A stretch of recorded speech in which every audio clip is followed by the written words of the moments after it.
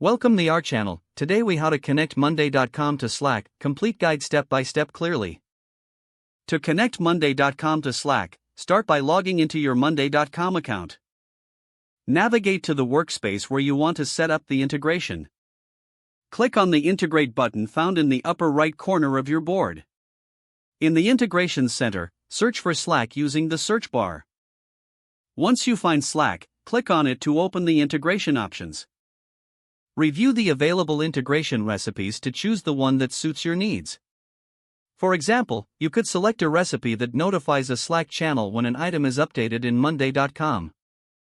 After selecting a recipe, click on the Add to Board button. You will then be prompted to connect your Slack account. Click on the Connect Slack button to proceed. A new window will open, asking you to authorize monday.com to access your Slack workspace. Log into your Slack account if prompted and allow the necessary permissions.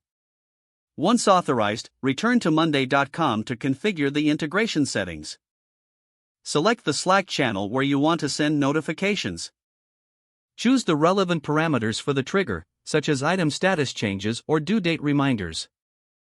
Click on the Add Integration button to finalize the setup. You should see a confirmation that your Slack integration has been added successfully. Test the integration by making a change in monday.com and checking if a notification appears in the selected Slack channel. If everything is working as expected, you're all set to use monday.com with Slack. If the page does not load, refresh the browser or try again in a private or incognito window.